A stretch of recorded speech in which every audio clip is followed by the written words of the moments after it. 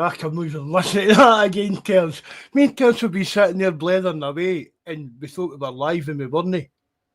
That's my fault, right? So sorry about that, everybody, right? I'll just run through all that spiel a bit again, Terence, right? I'll do the food bank king later. As you know, this is a podcast for our group, our forum at www.CelticRumoursTV.co.uk. You can join the Discord and everything in the description box below. I'm not even doing your shout outs again. I've just done them, right? Everybody normally gets a shout out for the forum. You've had it and missed it. And all the lads on the chat, Grotbags, TB, Bobby, a lot of you flip flop. I've already gave you shout outs, and it was only me and Terence that heard them. So we'll just get back on. Me and Terence had already started talking about the game there. Jack came in for the room and says that nothing was happening. Right, so we'll go on with it. Well, Terence, back to winning ways in a derby for Celtic. Exactly, bud. Yeah. Jeez, oh, man. It just those games just like me personally. Like I just get so worked up about them, so anxious. They're just like, I mean, I thought Celtic played really well the first half. I mean, Kenny took his goal superbly well. I thought he had a really good game. In fairness, he always ran the channels. He held up the ball well. He had a couple of good chances. Their keepers had a couple of good saves. I mean, the sending off changes the game. Look, it's a sending off. I think the guy's looking at the ball, but he catches Ralston high. It's not great. It's a poor tackle. There's no other decision that the referee can give. But I just felt in this. I don't think it was a red card all day, every day, but I will say I don't think it was malicious. I don't think so either, Mark. I would agree it's 100% a red card, but I think he's looking at the ball and he doesn't realise Ralston's coming there. Look, it's a high challenge. It's a red every day of the week. But I think the 2-footed challenge. The one on Kenny was more malicious and more intentful than the one on Ralston. Yeah, I was going to say that where the Rangers fella left the ground with the 2-footed challenge, that was a red card every day of the week. And even I've seen ex-officials couldn't believe that it wasn't a red card. Now, in saying that, like Celtic in the second half, they kind of set back too much and let Rangers onto them. Like, it didn't look like Celtic had a man more for a period of the second half. Rangers were kind of pressuring them. And look, we can all say what we want, but for me, Celtic were so lucky that it wasn't 10 aside, because every day I don't know how Trusty wasn't sent off. I really don't. You know, I mean, it was when I saw it first of all, I thought, it's not too bad. But when you see it in slow-mo, Butland he kind of goes, then Butland catches the ball, and then he just puts a little flick out. I know it's not much in it, but he still kind of makes contact with the keeper's head. I was expecting VAR to go, that's a red card. Thankfully, they didn't.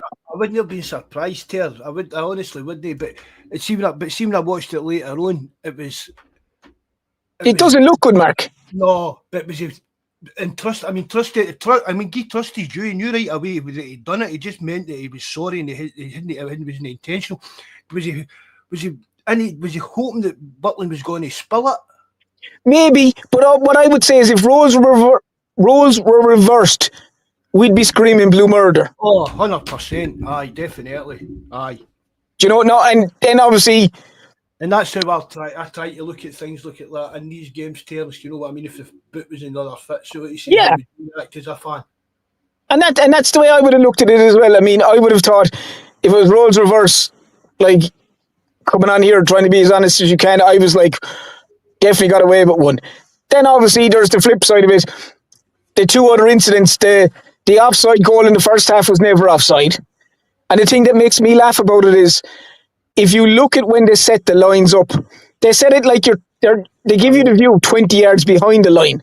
So it's physically impossible to judge, the line straight across the pitch, like, because obviously you're looking at a 15 or 20 yards from behind the screen, and they draw their lines, and they can argue the point that, oh, my head is this offside. But if they showed you straight across the line like they should do, I don't think he's offside for 1 second. I don't think he's offside at all. You know, and then obviously Ralston's goal or Ralston's penalty then is never a penalty because, in my opinion, he's fouled. Muratovic or whatever, he trips Ralston. If you watch it in slow-mo, he actually trips him up, and even regardless of tripping him, which is a foul in the first place, like, where's Ralston supposed to put his arm? Like, you know, it was ridiculous. It was a very, very poor decision, and again, Celtic could have been down to 10 men there quite easy because, by the letter of the law, the referee probably should have booked him as well, but thankfully he didn't. But you know, unfortunately, there's too many, which Celtic are very used to, too many very, very dubious refereeing calls or VAR calls. But look, over the whole piece, they're just poor in general. You know, they're just poor in general. But yeah, I mean, you could tell even when Ralston was getting down, it was in his heat. He had to get his arms. You could see him when he was in mid-air, tucking his arms in for that actual reason. Unless he cut off his arms, I don't know what else he was meant to do. Like, aye, I mean, as somebody, I don't one of the guys on the commentary on the telly, they said that Bawz said it's hit him below the line of the sleeve or whatever. But aye, it did. It hit him on his arm. I know, but by that argument, then, Mark, if you would say to your players, if you're running into the box and the defender's near you, flick the ball at his arm, it has to be a penalty. I know that sounds simplistic and stupid, but if you're going to give a penalty for that, then if the ball touches your hand inside the box at any stage, it has to be a penalty. Aye, that's the thing, Terence. Whether it's down to VAR or no matter who it's down to, it's like it's still no clear that the rules of the game still aren't clear. No, I mean, but that whole handball, is it or isn't it a handball? It's like how long is a piece of string? It's basically interpreted by the individual on the day. Some will say no, some will say yes. So it's so black. It's you know, there's too much scope for it, like. Yeah, Kieran. An evening, Kieran. How are you, bud? I'm very well. How's yourself, Mark? I'm good, thanks. Don't know if you've met Terence, haven't you? I have. I think we were on. We were on last time. Good evening, Kieran. Good evening, sir. I was listening to your wee thing there about Ralston, the penalty yesterday. I think it was the Ralston one you were talking about. See, when I first seen it, I was like, that can't be given as a pen. And then they played it again. And I was like, even before they'd done anything about it, I said to my dad, I saw it to my father-in-law, they're constantly going to give that penalty. Just because of the way he was, you know. See, the weird thing is, right, see if Ralston had put his hand on the ground, he'd done the right thing, right? But see if he'd put his hand on the ground and it hit his hand, they wouldn't have given it. Because by the law, apparently, if it's a steadying hand on the ground, they don't give the penalty. It's such a, such a grey area. But he was even fouled though, Kieran. If you look at it, he was fouled. He was tripped. Mijatovic tripped him in that motion just before it, obviously, which helps Ralston fall. So, like, I mean, what I'm looking at it, whereas VAR, look at that, there's a clear foul before the handball incident takes place if they deem it a handball. So it should have been a free out regardless. Like, it's just so open-ended, you know what I mean? But in fairness, Celtic dug deep, and in fairness, they came back. I also have to say, like, I don't know what Brendan Rodgers was looking at when he was looking at the Celtic squad, but that young lad, like, as I said to Mark there the other day, his goal would remind me of a Gary Hooper style finish. That's kind of lad that's going to be in the 6-yard box all the time. He's got speed. He terrorised the defence. I don't know what Rodgers was looking at. I really don't. And did the lad see after the game, Tate, when they were interviewing him on the telly, young boy says that Rodgers just had him like running about with another couple of youngsters. That's what he said. The boys. That's what he said. That Cal Mosman said in an interview. I saw him getting interviewed with some lassie on the telly. I saw that too, yeah. He says I was just kind of doing some sprints and running with some other young players in that, and I thought that's a shocking way to treat any young player.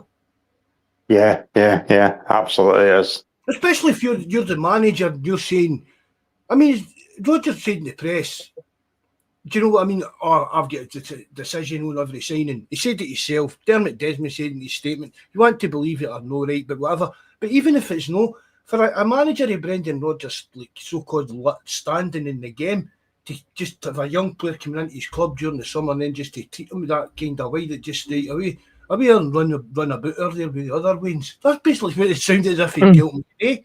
He always talked about developing the young kids, though. He talked about development, but he never didn't. He didn't do that. He's a checkbook manager. He's never developed any player. He was all talk all the time. Brendan Rodgers was all talk. He was never like he was good. Just like he was good the first time. Second time, it was all right. I was never convinced in the first season. And as I've said, like as you know, I've said, Mark, whether it's on the Discord or the last couple of months. He was like second season syndrome. Like I'm quite glad that he's gone. But to be honest with you, Kieran, Rodgers' first stint at Celtic, by the end of it, his football was as bad as it has been before he left there recently. It was chronic to watch. And I like if he's supposed to be, and I quote unquote, an elite manager, and he couldn't see how good young Oddman was, and he couldn't see how good Sarachi was. And he couldn't see, like, Trusty got man of the match, but yet he couldn't play a week or two ago against Hearts for even 40 minutes, 50 minutes. He couldn't play. And yet he was sticking in young Dan Murray like a lamb to the slaughter. But Trusty was on the bench. Like, though, when more and more of these things happen, you're kind of looking at him going, like, something was seriously going wrong there. Like. See, if you watch Trusty take turns, he kicks the ball a hell of a lot for he's right fit for a player that's supposedly so left-footed. His right fit seemed to me when you watch him. He doesn't really seem to struggle when anybody goes to his right or when he gets the ball into his right side. I thought Trusty was. He does it 100%. Right, the thing with the Butland, it was stupid. Right, it was one of my stupid things. Do you know what I mean? I've seen a Celtic player doing again for a long time, because especially in a derby game, because he should know. Do you know what I mean? He should know that ref's choking to get us down to 10 men. Do you know what I mean? The VAR's choking to get us down to 10 men, kind of thing. But apart from that, he didn't put a fit rang all game, I don't think. The back four were immense, Mark. The back four were absolutely immense. An improvement in Engels in the last couple of games as well. But Mark, this is like. You have to question the two individuals.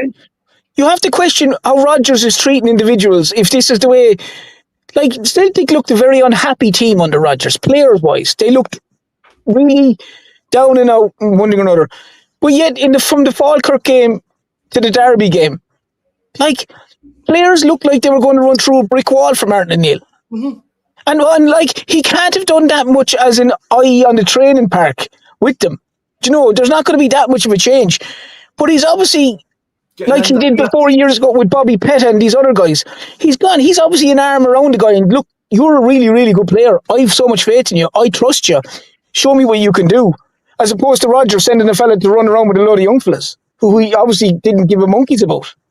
Was it McGregor that said that O'Neill came in and says, look, this is a team of winners. This is what you are. And I can't make sure I read it and I thought, because I actually thought about it myself. It's like, Martin O'Neill's come in there, and I've said to you in the conversations on Discord and WhatsApp and that, hopefully O'Neill coming in, putting a rock up their backside, because that's for them some confidence, a bit of a boost. And I mean, it was like Rodgers basically, he came out and threw the full squad. Every week after week, game after game, he put it all down to the players. Everything that went wrong was down to the players. And pass, as in the players weren't good enough, hence the board didn't spend enough money in the summer, blah, blah, blah, the same old.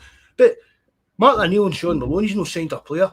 They've not signed anybody. And just look at the absolute difference for the way the team, even when they were on top yesterday, and I think a lot of their own top time was back to that kind of stop-start football the referees do a lot with us. Every wee foul will stop the game to break things down so that we can't build up momentum. And it lets the opposition, whether it's Rangers, whoever it is, that's a kind of dodge I've noticed that referees use quite a lot. don't let Celtic build up a rhythm. Even when they should let the game go because we're getting possession after some wee stupid foul, they'll pull the game back to stop it. They did it even for they did it even one for apparently a sending off, or something like that, which was never a sending off or a penalty or something. And McGregor took a quick free kick and they stopped. And your man's his finger in his ear, talking to the VAR. I say, man, the VAR is just laughing, going, "Nah, that was handy. We, delay it on purpose, like." Aye, definitely, Kerr. I think that's one of these kind of newer things that the refs have brought in to kind of keep the games the way they want them to go. But just, I mean, the difference, what I was saying there, just the difference altogether in the team, the approach for the team, the hunger that they were showing, the way they were hunting about the park in packs, chasing the ball down and stuff like that, was just night and day.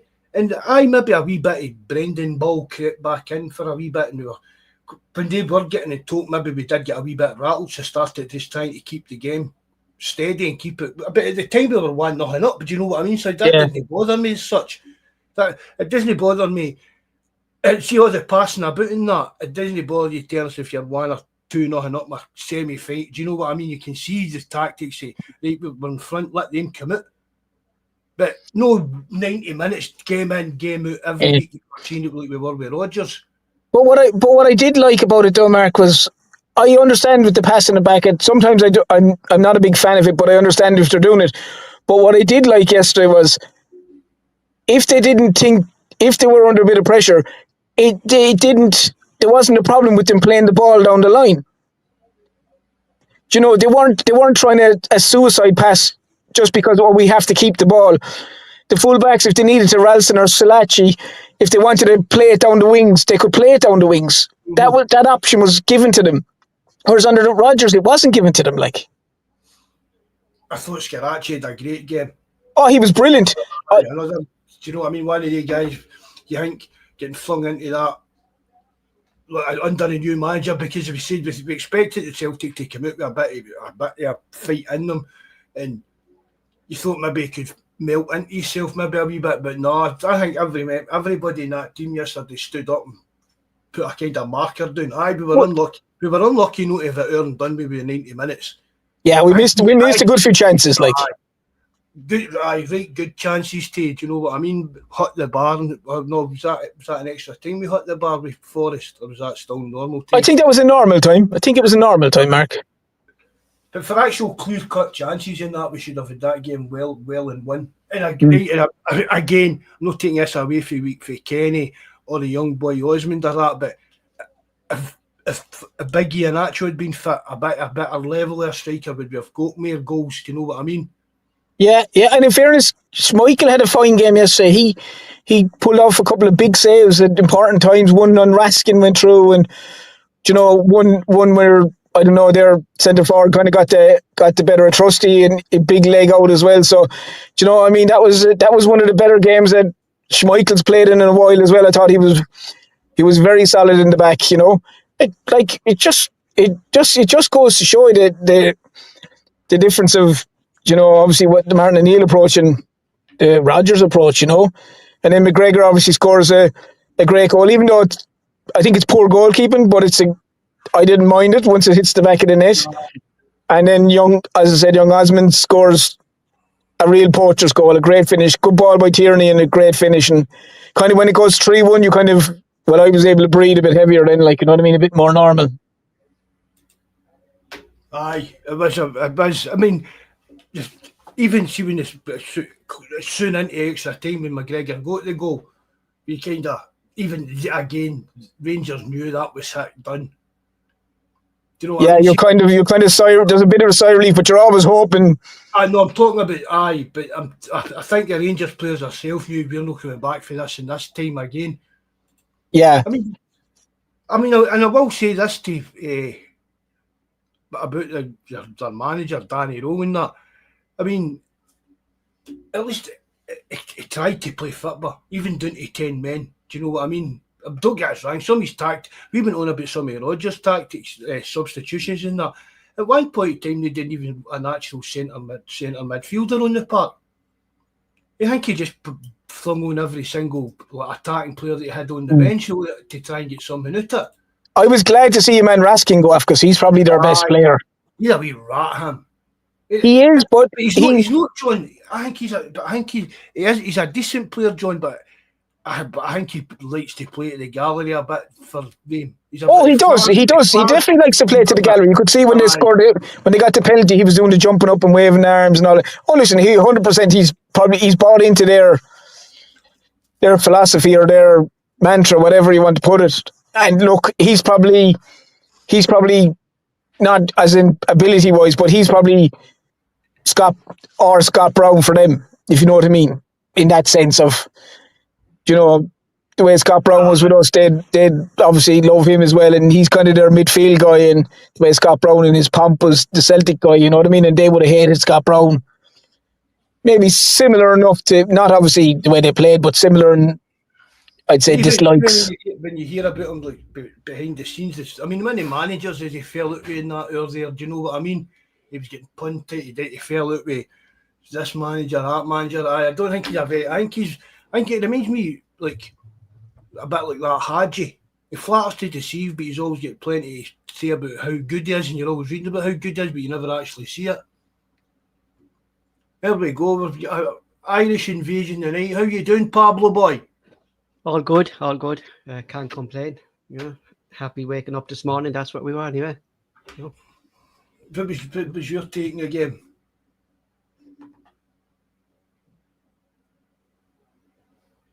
You there? Paul? Is he there now? No, he's went quiet. Well, if he's quiet, he's gone, because there's no way he's gone quiet. That's not possible for him to be quiet. Winding him up at the back, before he starts. He might be winding up. He's never quiet. But I get overall, we're through in the cup. We're into the final. St Mirren. I was expecting it to be Hibs, to be fair, but St Mirren are having a wee nice season going now. Do you know what I mean? Yeah, it won't be a foregone conclusion, but they're a well organised, well drilled side. Look, no question, Celtic should win the game, 100%. Get that, but it's a final, and if Celtic win with the same mentality and mindset that they've gone into the last two games with, then yes, you can't see them losing. But St Mirren I can't see it being a walkover. They're a decent and well drilled side, and we'll be setting out a specific way to try and counteract the way Celtic play. So hopefully, but you'd be confident going into it, Mark.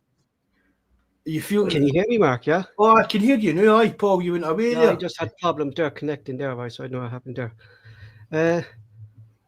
Just going back there, because I was listening there when I was coming in there, what she was saying with Osman. There's a book. It's called How to Run the Premier League by Ian Graham. He was the data and scout analyst for Liverpool at the time Rodgers was there.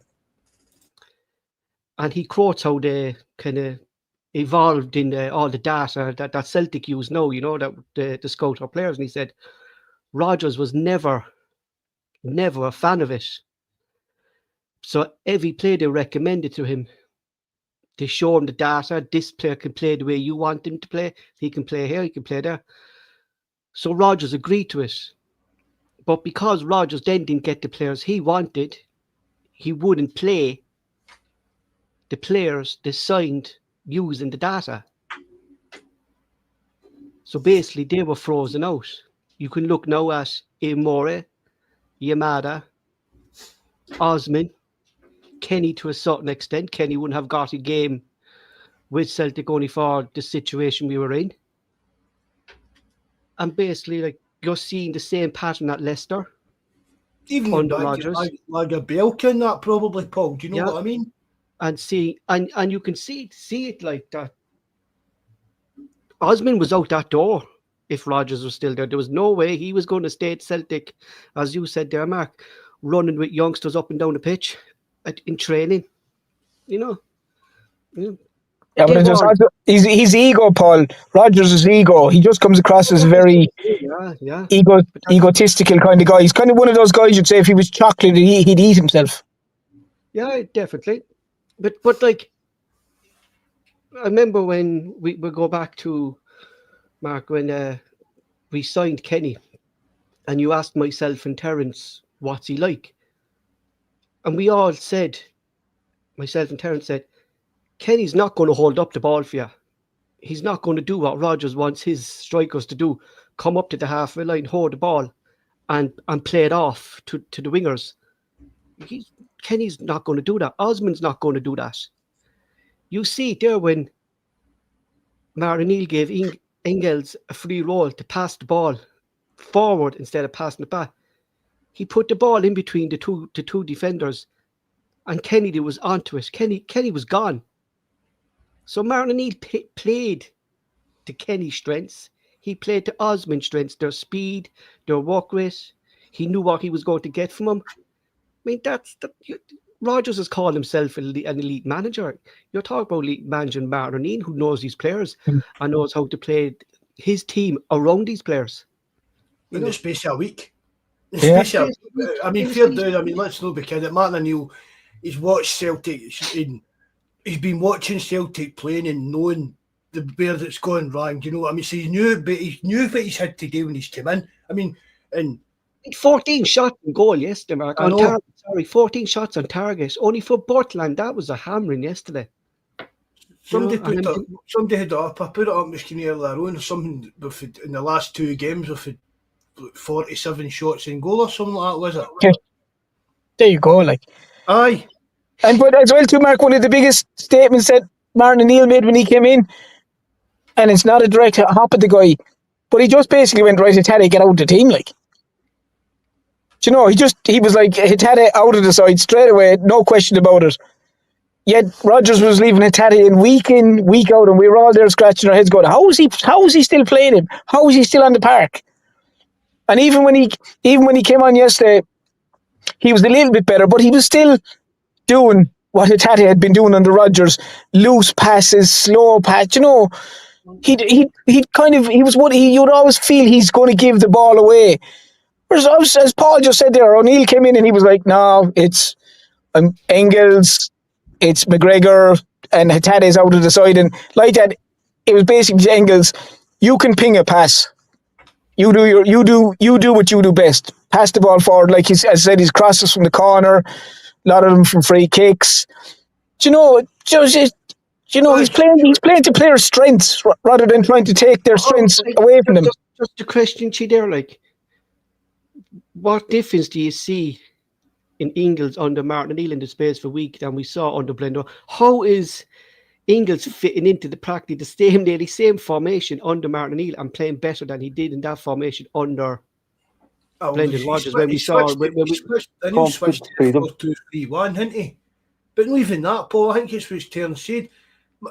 We were playing like robots under Rodgers. Yeah. That's kind of horseshoe shape. But you saw it there, Mark, when Cal McGregor went forward, Engels was behind him. Aye. So it was like an old school overlap.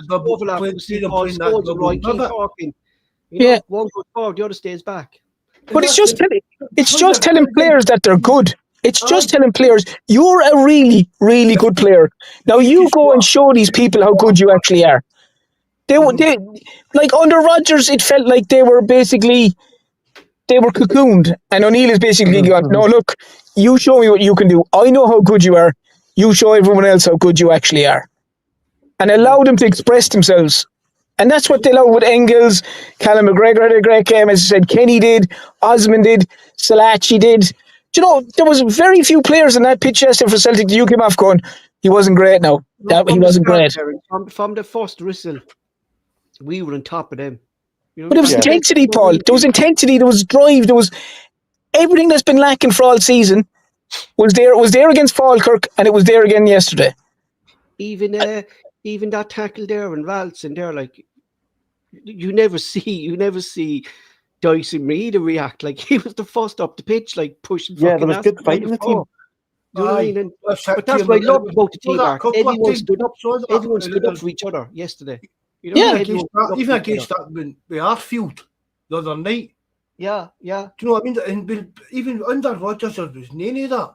Well, look at the Hearts mark against Rodgers, where McGregor went in with a tackle with Devlin. I think it's the Cammy Devlin, the Hearts fella.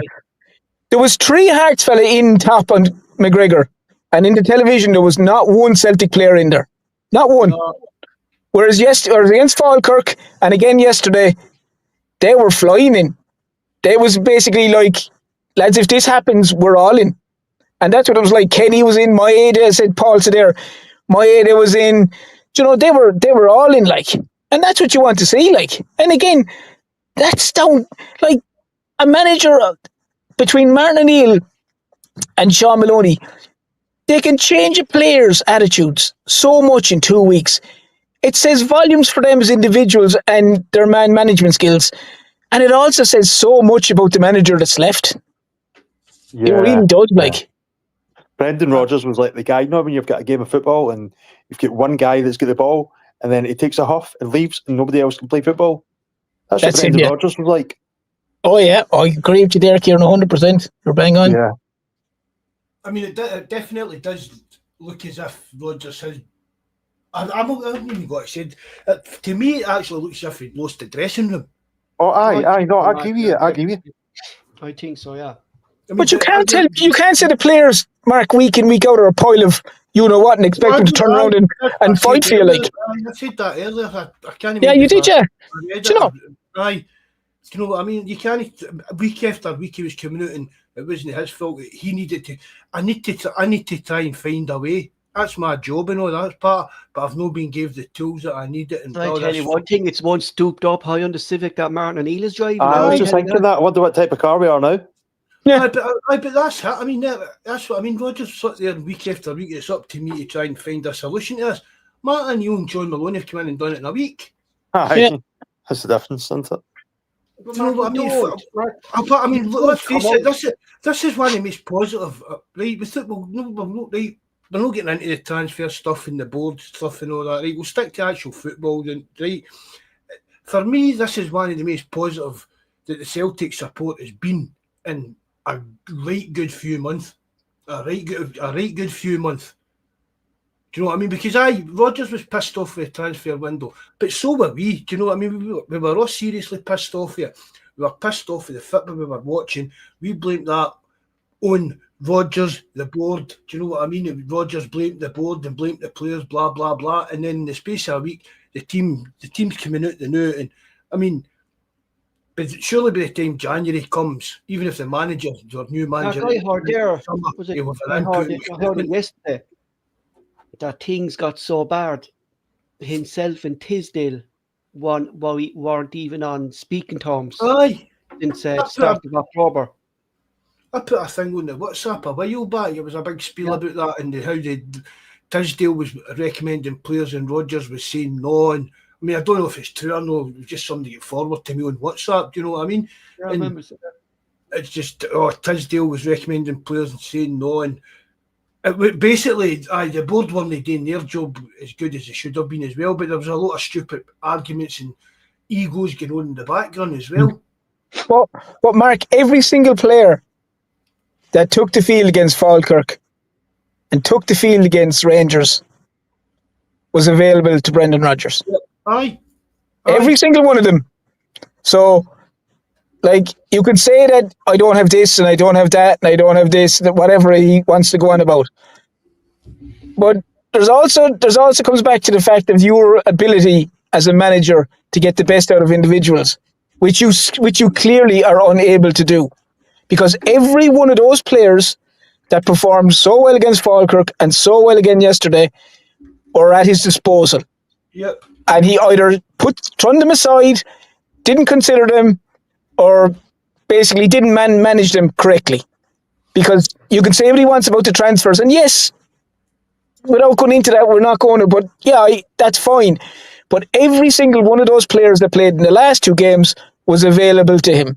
So he has no excuses as to what he has or hadn't got, because the manager and the assistant manager have come in and basically they're unrecognisable to the team that he had.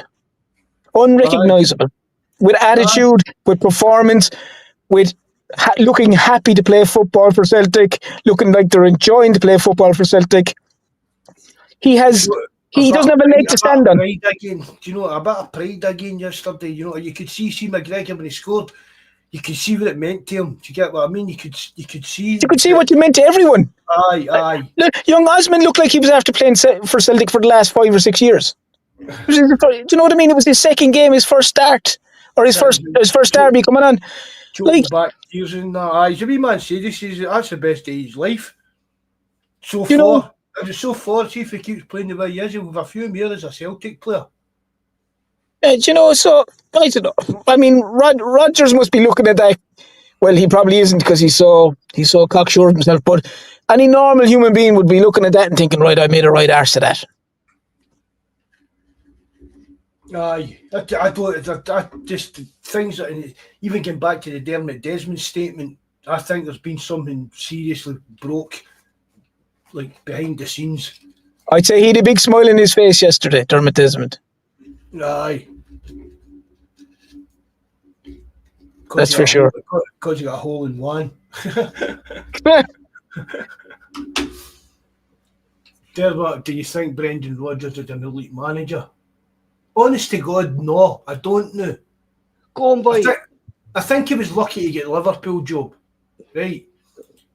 And I mean, but at the time Liverpool were one of the Liverpool years ago, and the Liverpool we've seen for Klopp came in. Do you know what I mean? When they get back to being like a top team, and for me, if Rodgers had never got a crack at that Liverpool job, he'd have just been one of the roundabout managers. He'd have been. Sorry, I keep on getting disconnected. By the way, I'm trying to read the comments on YouTube, and I've just realised I can't do it unless I get my laptop open. So you want to check that virus, Karen? There, boy. So Amazon are on me for my dodgy streaming. But I think Rodgers would have just ended up mainly guys like Allardyce, at Pardew. You know what I mean? Moyes ended up at Man United for a while, but you know what I mean? They'd always get a job in the pub league, but they'll never be like a top job kind of thing. You're elite. Apparently away to Saudi Arabia. Well, there was talk about it. So, and you wouldn't be surprised with him, you know. So the eco capital of the world. Yeah, but you couldn't. Your elite manager, Marcus, you said, is your Ancelotti's, Mourinho's, back in the day, Wenger, Ferguson. Do you know he's not in. You know, Capello. He's not in their. He's not in their ballpark. He's not in their. He's not in that. Bracket like. Do you know what I mean? The problem is he thinks he is. You know what I mean? He thinks he is. Yeah. You know, like you're going there from the last 2 games for under 2.5 seasons. Rodgers, our centre backs had the most possession and had the most pass race in the teams to passing the ball around the box, trying to look for a space. Now you're looking at Chinechi, Forrest, they're staying out wide, they're creating space out wide, but the minute they get the ball, they're either straight down the byline or it's a first-time cross. No wonder this season we scored so many goals, so little goals, because we want crossing the ball into our forwards. We want creating chances for our forwards. You could even see like the kind of cutting back and trying to cut inside all the time. You could even see it creep into Tanecki's game. I mean, when Tanecki first came in, first couple of games he was flying, and Rodgers must have said to him, "No, don't you be doing that. You come back and you get inside and you do this, and if that's not open, you pass it back to Cal McGregor or pass it back to." But and I've said how many times did I say this? Say like your wingers. Let them choose what they want to do. Do you know what I mean? Because if the man just tell them, no, you come inside all the time, the defender's going to know that and be expecting that. These kind of creative players, you can't have players like running about just being a robot if they're looking for them to win football games. You need to let them go and express themselves. Even like we're talking about Engels. Do you know what I mean? Tell them, right, see if you think you can get that, you spot a pass, if you think you can make that pass, go for it. Because you're Well, not. Ingles is you're one not- of our Ingles is one of our best passers in the team. Aye. See, did you see him there yesterday? Like those through balls he was putting through there yesterday were unbelievable. Like there was no. For yesterday, right? We've got the young Donny Osmond, right? He's the best for Gary Hooper, and we got Engels the best for Petrov. Well, we go for that one. And Trusty the best since Elias. I'll I go with thought that. Trusty played well, though. In fairness. Oh, Well, I do think that. But I was somebody that's but see when we signed Engels, that's who somebody compared them to me, Petrov. You know what I mean? I just think when you see him, I mean you could see flashes. It wasn't he? And I used to say it looked as if he was playing with the weight of the world on his shoulders every time he came on for Celtic, and as if he did. It was even down to the fact when he got the ball, he didn't know what to do with it because he didn't want to do what he wanted.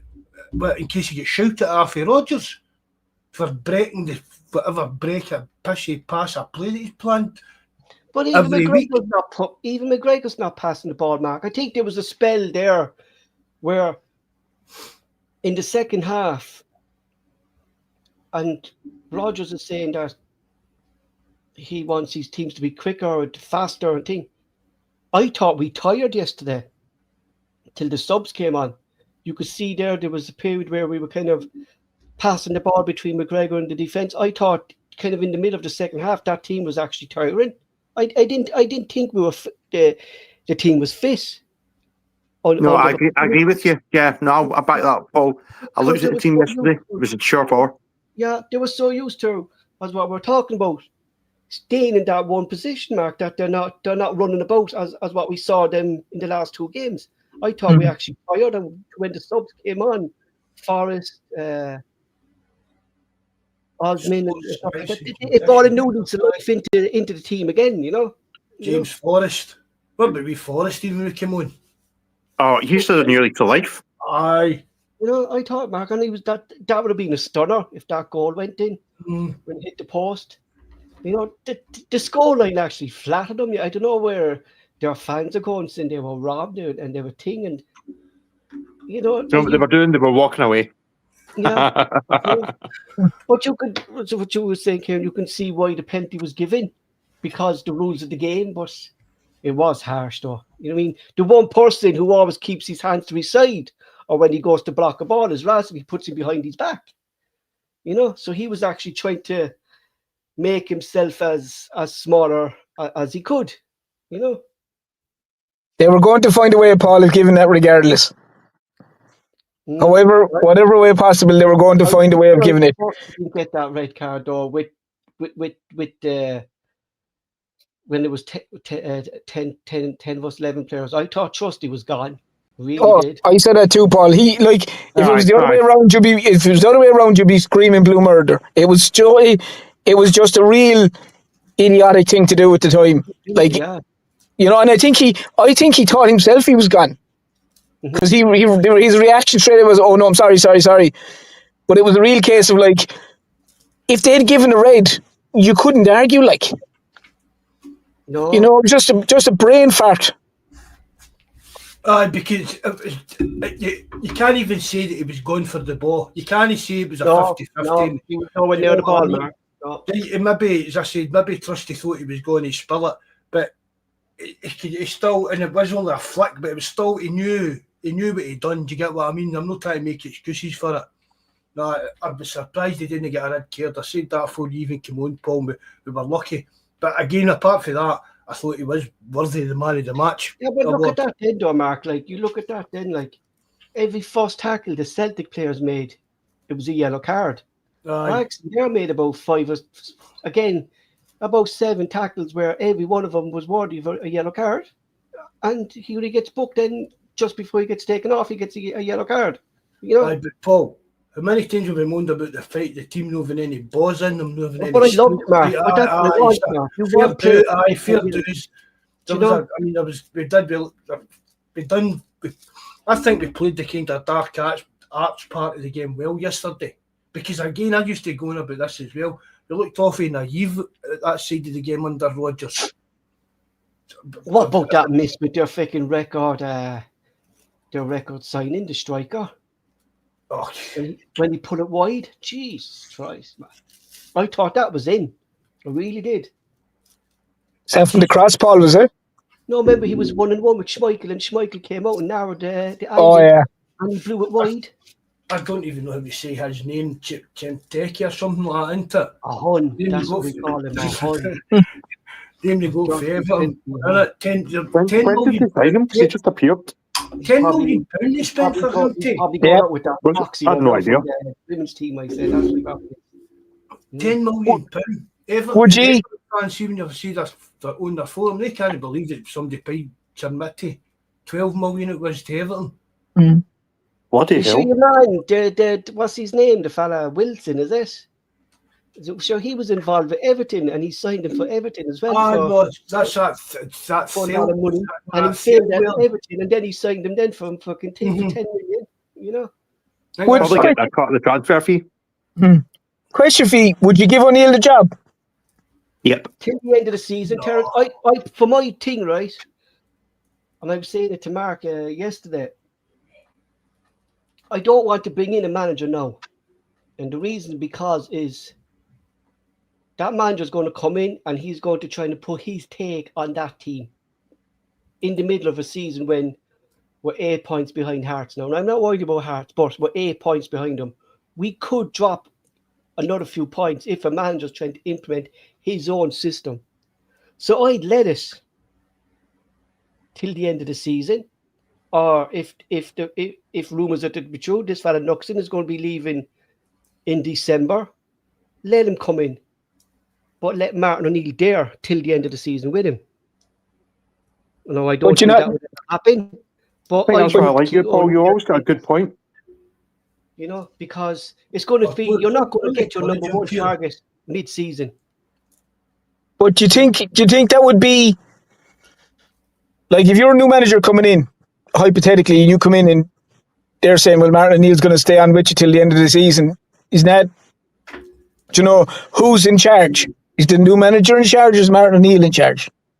See, that's what I'm saying, Terence. Exactly. Even Mark could even, but you're saying that, Paul, maybe no Mark, whoever the manager is comes in, but Martin O'Neill's like sitting in the background to guide the ship, still keep things steady for him because obviously, I know what you're getting at. And then kind of wait till the end of the season, then Mark, for the new manager, then till pre-season, so he knows the players, and he'll be able to put his things then in pre-season. Because I don't think we have time with so many games now, Mark, in football for a new manager to come in, trying to implement his system. You know, Martin O'Neill's done it in fucking a week. Yeah, there's a big difference. I get what you're saying. There's a big difference now, Mark, in Nuxton coming in, or McKenna coming in, who probably not watching as many Celtic games as Martin O'Neill would have. Like, you know what I mean? We've Sean Maloney there as well, and you've Mark Farrenham coming in there. You know, like I just don't think we're going to get the right appointment, Mark. If McKenna, we say, is our number one target, I don't see him leaving Ipswich mid-season.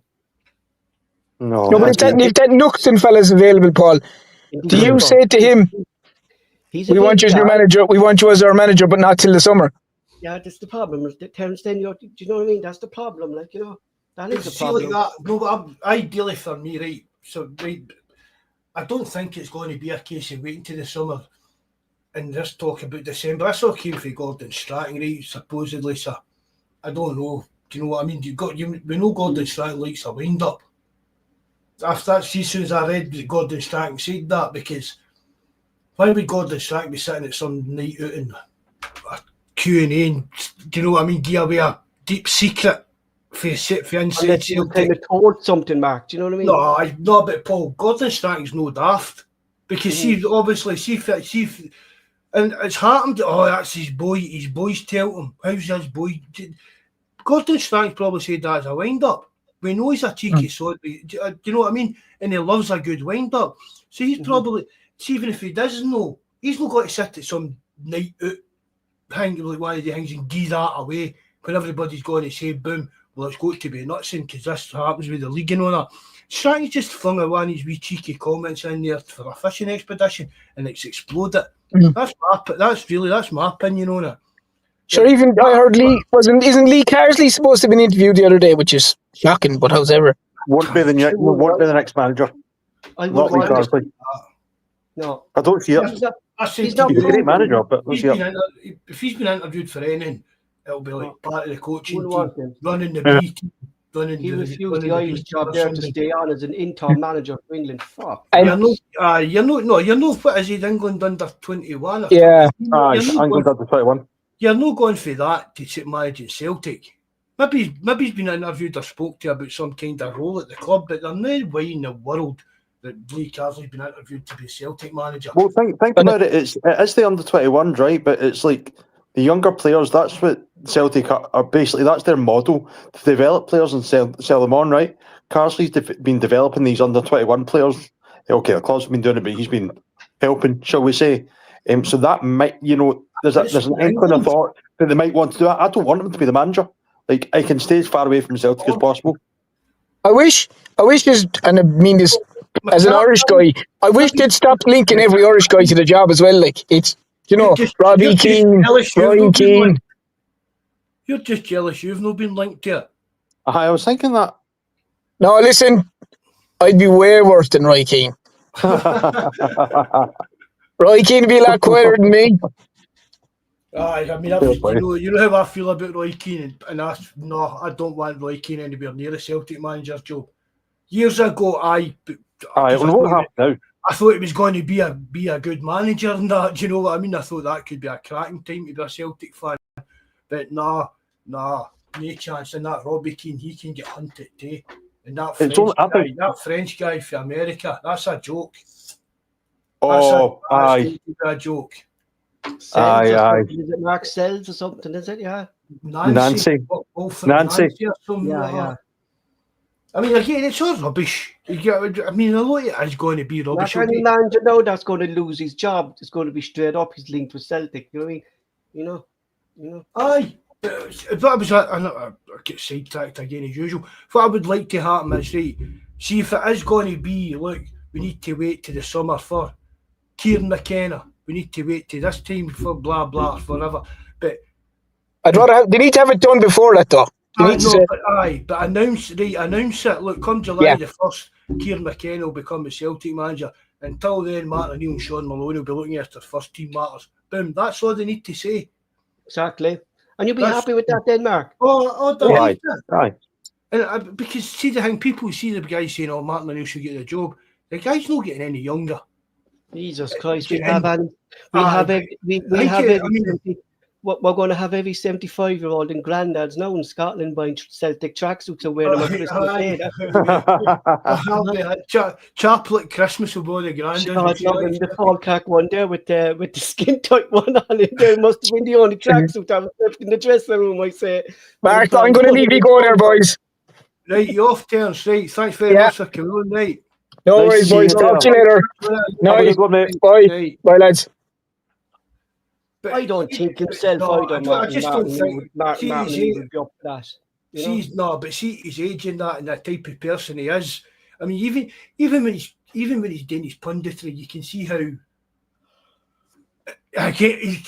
he's into it. Do you know what I mean? I don't think long term. I don't think the Celtic. But Mark, did you see for Martin O'Neill's health? Did you see how much respect Hutton had for him and Davis had for him yesterday? How much respect they had for him, because he actually did the punditry with Alan Hutton on BT for Champions League games. They were in the studios together, and he knows Davis obviously from Northern Ireland. But even they were talking about him yesterday, saying when Martin O'Neill walks into the dressing room, even if you don't know him, you listen to him. You know, he's that type of person. You listen to him. You know, and I think that's what. Martin O'Neill has got that kind of aura and respect across the game. You know, but like we're talking about like with ex-Hun players and all that. But even when you've seen him in the Euro studios, we're like sitting there with guys like Terry Henry and that. Yeah. You can see that all these kind of world-class players know that when Martin O'Neill talks about football, he knows what he's talking about. Exactly. Is that Lenny's brother? Who? Terry Henry? Him that played with Arsenal? Aye. It could be. Aye. Don't start me on him. I can't go him. I know you. Hate him as a player and I hate him as a pundit. Oh, see, ever since that handball against Ireland, hated him. No, I just hated him. All right, okay. if you're Oh, Roy no. Keane, then He's eating surrender monkey in French, wee rat, man. do you remember that? When he handed the ball and Roy Keane came out, then he says, yeah, well, like, fair enough, he handed the ball. But the defender should have had that ball cleared out before he ran away. Aye, that's right. Is Jerry in the chat?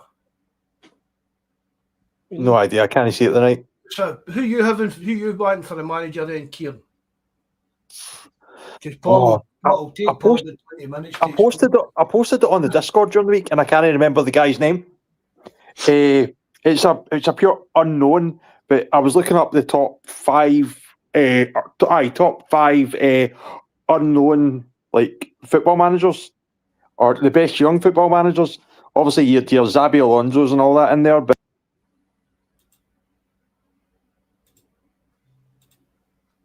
Gone, is he? Just cut off again, hasn't he? I'm still here. You went quiet there mid-sentence. Did I? Right. I'm going to blame. I don't know what I'll blame. It might be because no. I was going to say something.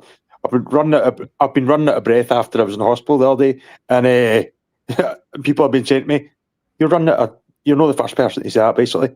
But no, it's cool. I've not gone anywhere. That'll come back, no problems.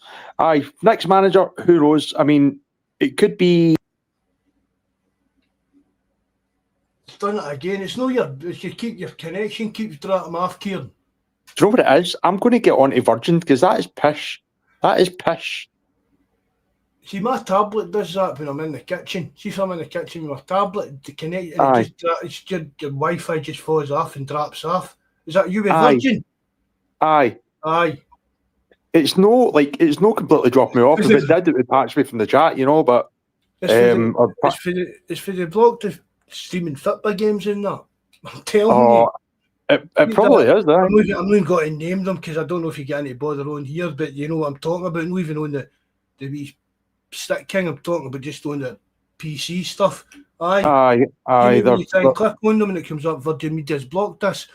And then see for the next few days, just my internet goes up and down and stuff like that. Reset your router. Right, cool. I've not done that, and I've not done that in a while actually. So it's probably the best thing to do. I used to work from home, right, and it was always brilliant, the internet. And just recently, it's been shite. I was like trying to watch. What was I trying to watch up here? I was trying to watch a game up the stairs the other day, and it just wouldn't work. Down the stairs, it's fine next to the router, but I think I just need to reset it or get one of those expanders. I think you can get certain plugins and that, I've got seen up in the room I'm in the new. I actually bought the boxes that you plug into for your sockets to connect to Wi-Fi because my PC up the stairs, my PlayStation and that, they're all like hardwired. There's an extender in the room to work your telly and the Fire Stick and stuff like that. And the just be like me, Mark, upgrade your Wi-Fi, upgrade your internet connection, pay that little bit extra and get a faster broadband. No, I'm quite happy. I mean, just apart from crashing out now and again. It's fine. It could be the weather, Well, how could it be the weather? Wi-Fi. I mean, all the Virgin cables are underground. You Irish folk, everything's down to the weather. No, Mark, that's true. My mate used to work for Virgin. All the cables are underground. So see if there's like a chink in it somewhere and it gets wet, it can mess up the internet. Now that sounds mental, but it's true. Yeah, they said that to me here, Vodafone, that when it gets really, really cold, the ground will actually get cold and the wires providing the internet actually freeze underground. You know, Fair play. like, what the fuck's that got to do with me? Like, I mean, it's my internet's down. Like, I'm not worried about fucking. Aye. See, that They was, just need to that was get a wee actually that Sky cable on it. Glass. Right, a few years back, this was been right off topic for Celtic. We'll get back to it in 2 minutes, right? But that Sky Glass, and anybody that's asked me, I said, no, don't get it. I bought right looking for the cable, but we were paying about £120 odd at the time a month to cable, like Virgin. Wow. Aye. Just see not just her, right, but the movie channels with everything. And she phoned to get the bill down a bit. And they were like, all right, well, it would get down to like £80. Well, what, just for like internet and a Virgin box, isn't it? Right? But anyway, Sky Glass, born for check this big 65-inch telly. I'm like, here we go, you dancer, do you know what I mean? Nice. But everything's run through the internet. Is that You a can't woman on the chat there, Mark? Shannon Cameron? No, that's flip flop. All right, I was going to say something dirty there. Question.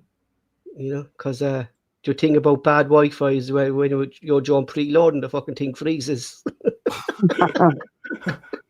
But see, have you ever got to cancel, Mark? No, right, but wait to say it, right, that's Sky Glass, but everything, right, you've got your BT Sky internet connected to your telly, but everything's streaming. You can't record anything. You can't record anything to watch later. You go to watch it, and the next thing, oh, it's on this channel, you need to pay for that channel. And at least once a week, our telly, right, the internet went down. Mine, Paul, I used to have to get Jack to message Veronica to say my internet's down again. Yeah, I remember that. See, when your internet went down, you lost your telly. You lost your Wi-Fi. You lost your phone connection. Everything. I'm sitting there. My telly goes on for the minute I open my eyes in the morning. I go to bed at night. I've constantly need noise in my life. Do you know what I mean? And that's why it was a nightmare, man. So it was, Paul. When every so often, and that was you. You just how many times do we have to cancel a podcast? Aye. So honestly, my advice.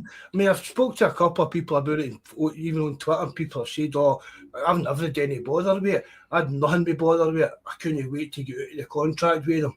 Still get the telly. Do you know what I mean? Just still get the telly. You get to keep the telly and that kind of thing." And I've been with Virgin. I went back with Virgin again, and I've really, apart from that, we cutting out thing now and again, which is probably down to something I'm doing, putting a wee bug in the system.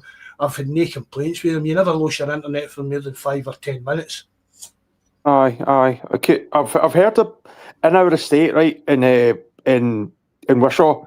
I've heard about people slagging them because their internet goes down for ages. I'd never experienced it like until recently, and it's been very intermittent. You know, it's only like comes and goes, but it's a hell of annoying when it happens.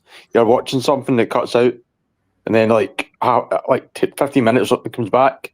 You're like, well, that's great because I've missed half of the game, you know, or quarter of the game. So people were saying there yesterday on, I don't know, is it true or because I wasn't watching on Celtic TV, but halfway through the Celtic TV, the match actually transferred over to Premier Sports because Celtic crashed or something. Do you hear anything about that? Oh, I never heard anything about it. Yeah, I was watching on Premier Sports, like that's what I was watching it on, you know. I was watching it there as well. It just happens, but I can believe that I've seen that happen with Celtic before. Internet can't be relied on. It's probably. Do you remember like? It's getting a revamp, isn't it, for next season, Celtic TV? Yeah, it needs to. Imagine being outside like Australia and USA there, and you're paying for Celtic TV to watch the match, and it crashes. You know, Jesus Christ, you know, and it's not cheap. But see the weird thing about I don't know how it actually works, but my take on it always was like it's like Sky's cameras and that we use. Do you know what I mean? It's like Sky's at every game in Scotland for the highlight shows and all that stuff anyway. So it's just their camera stuff. So if Sky's recording this to afford to sort out their highlights or whatever, it's surely it's just like a piggyback. Do you get what I mean? I don't see what the problem with. But Sky's Sky's like projection of Scottish football is terrible. They don't have as many cameras in the game as say like Premier Sports had when they had all the games, you know. No, what I mean and is Celtic TV, no, just hooking into like Sky's record, but the Sky cover, although it's no live, or even if it is live, Celtic TV is just logging into their coverage, whether they're recording it or whether they're broadcasting it live. It's whatever Sky's taking or showing. That's what that's what I meant. That's what I meant. That's what I meant. It shouldn't be that difficult to cause you so much problems, as you said. They're caring for guys abroad in America, but they're paying good money to sit and watch for absolute garbage service. Aye, because I've got a mate in Australia. He's on our Celtic Brothers chat, and he's like, I was watching it, and half the time it's just cutting out, and like he's up at like 3 a.m. watching the games and that before he goes to work, and I'm like, mate, you're mad, but he does it anyway, and he's just like, for it's cut out for him. That's shit. But, you see that, but you see all the Americans about at 2:30 and 3 o'clock in the morning down to the pub. Imagine you're sitting in the pub and it just cuts out for 5 minutes at a time and stuff like that. Can you imagine us doing that here? Nah, I can't. 3 a.m. in the pub? No chance. Jesus Christ, no for me. If there was pubs open at 3 o'clock in the morning in fucking Scotland, that's what they would. There'd be no television on the wall to watch the match. That's what they wouldn't be. There'd definitely be folk in it. There'd be someone in the television. That's what it probably would be. Right, back to the football. Right, Kieran, you're never. I'm sorry, guys. Who you want for the Celtic manager? Come on. Knutson. Kale Knutson. Between Knutson and McKenna for me, I'm undecided, yes. You know. See, I think I've put this on the forum and that as well. See the thing with like Knutson, and even to a certain extent, it's high end the boy for Bruges. I want to look up the guy that I was thinking about earlier, but I don't want to do it because I'll end up cutting these off. See the thing about Knutson.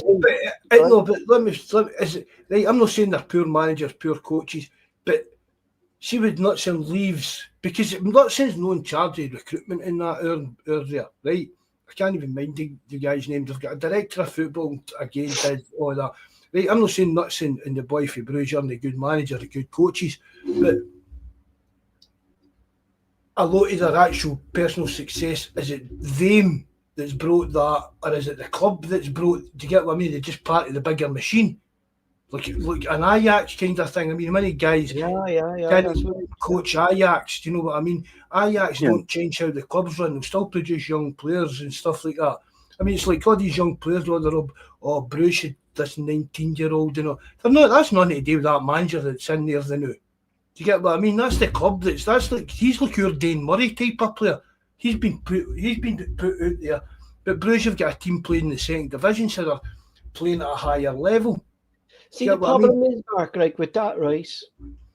If we bring in these managers, Knoxton and Hagen, we don't have that proper. No, that's what I'm saying. Yeah, to promote these players because.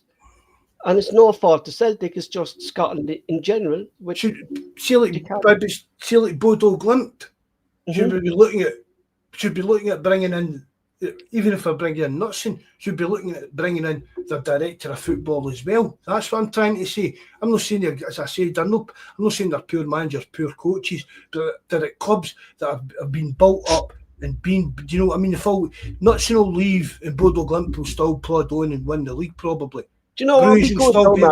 Bruges will still be one of the top teams in Belgium. You know what would be good for the Celtic B team? And I know it never happened, but if it did, it'll actually bring attention to the league as well.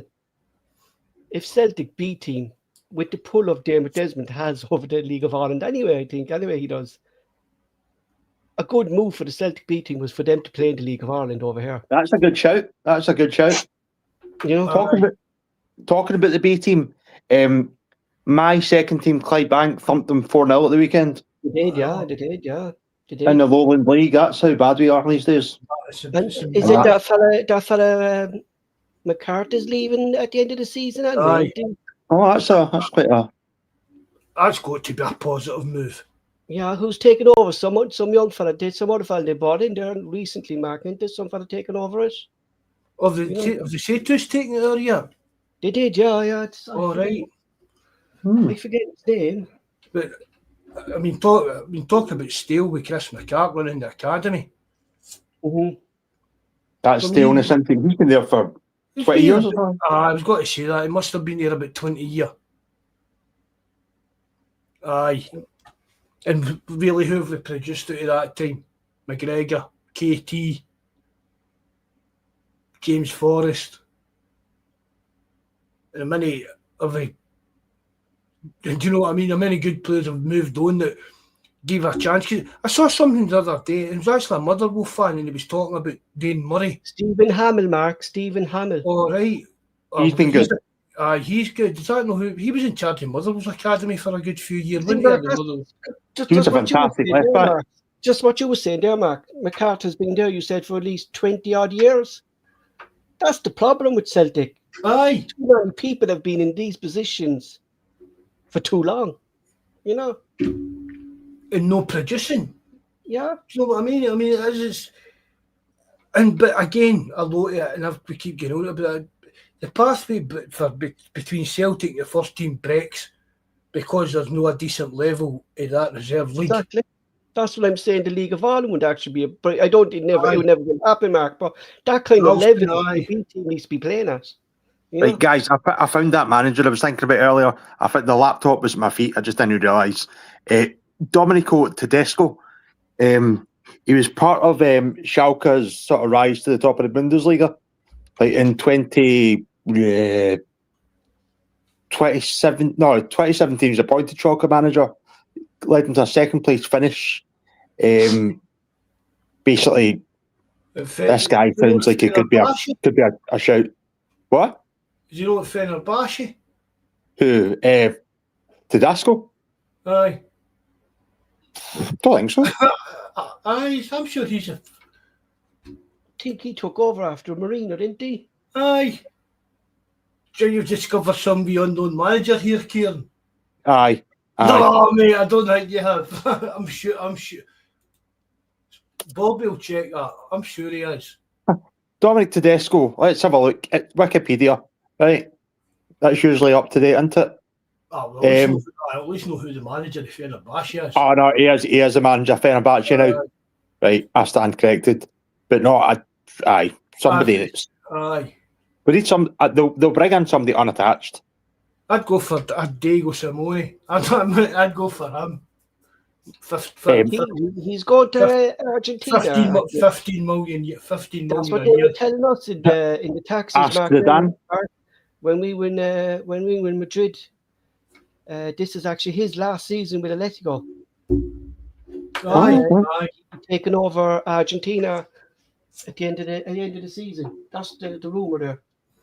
You know, Marco Rose. See, Marco Rose is a bit. His name always comes up. Aye. I don't know honestly, but Marco, he's one of the guys that I'm not sure. I don't know, Marco. Do you know what? I think he's one of those managers. I think he had his time as a good manager, and I've not seen kind of much of him since. Do you know that? Marco Rose was involved with Red Bull. Yeah, I mean? So again, it's like Red. See what I'm talking about, like Bodo Glimt and I suppose it's the Red Bull teams are all geared up. The club, they're always ran the same way. That's what I'm talking about. We know what's going to happen. Manager, coaches come and go. That kind we know what's going to happen, right? We're going to fuck up McKenna deal. We'll fuck up the Nuxon deal, and it's whoever Manchester City recommend to us. That's what's going to happen. Nah. We get Ange part 2 from Saudi Arabia, an upcoming manager in Saudi Arabia that Man City have ties to over in Saudi Arabia, and he'll be our next Ange Mark 2. Kevin Muscat. You know? Come on, by the shit would hit the fan by if he came. Oh, absolutely, aye. And if he came in as an assistant manager, not the manager. But see the thing about it, and I said this at the time, the Huns only wanted him because he was Ange's T-boy. And they thought, oh, he could come in and do what Ange done for us. You couldn't play Ange ball with those players, Mark. No, but Paul, even to be honest, I mean, there's no other reason for them to. I mean, Ange had won an international trophy with Australia. Yeah, it doesn't matter, it wasn't a World Cup or whatever. Did you get what I mean? Would He you won want trophies. Ange back? Muscat done nothing. Mark, Would I want would Ange you want back? Ange back? Nah. I'd take it. I think Ange had his time. He needs some time out of football, but ultimately, I think Ange the romantic bit of me which says bring him back, but yeah, I don't think he'd come back. I think Ange is the kind of guy that just seems to want to move on. I don't see him coming back. The Premier League. You can ask the question. The Premier League did what it done to every single manager. It knocks their confidence. Yeah. Ange should have never went to Nottingham Forest because his style of He play. never have went to Tottenham. I said for day one that was a mistake. Should look at Frank. Thomas Frank is under pressure there now. Immediately there after losing against Chelsea. Why the players walked off the pitch, didn't even shake his hand or nothing on Saturday. They didn't, Tottenham players. Did you see the AI video of him batting the boy? Yeah, it's Van der Veen and the fella Spence, I think. So I think he's that wasn't the real, Paul. That wasn't the real, by the way. That was AI. Frank attacking a player for Spurs in case you think that was real. And he's a good manager, him, Thomas Frank. Aye. But see, really, apart from the right top jobs in England, like your Man City's, Liverpool, every one of them, I mean, even doing their forums and that, see, even like Arsenal fans still moan.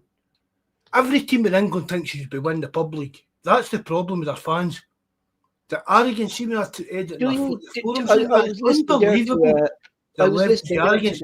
And Nottingham Forest are one of the worst. Forest fans just on that, Mark, right? I was listening to the overlap when Ange got the sack from Nottingham Forest, and the way, what's his name? Mikios, is it the chairman, something like that? Anyway. Oh, the way he spoke about it was horrible. When he sacked him, when he wasn't even out of the dressing room, when he was still inside the stadium, he was sacked, and the announcement came while Ange was actually still in there gathering his stuff. And they thought it would give him time because they were friends. Yeah, all right. Do you know what I mean? Because it'd be kind of Greek heritage. That's what they thought. But Roy Keane said as well, he did the exact same thing to Martin O'Neill. The exact same thing to Martin O'Neill. I think Martin O'Neill managed, he said, 22 games or something like that. And the same thing. And Roy Keane said, like, why would you go work for a chairman when you know what he's like? Coming onto the pitch that time with, what's his name? The previous man.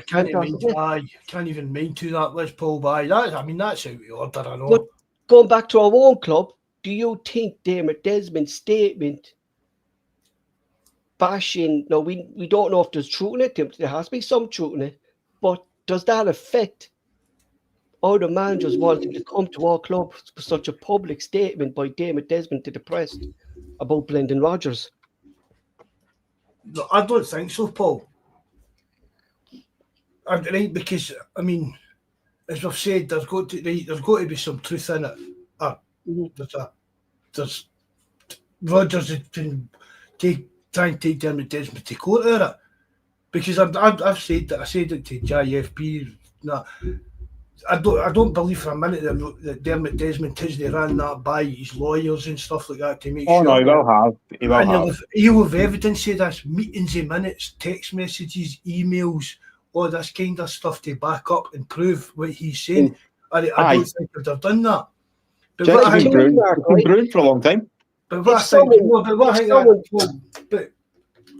if someone said it to me, don't fuck with me.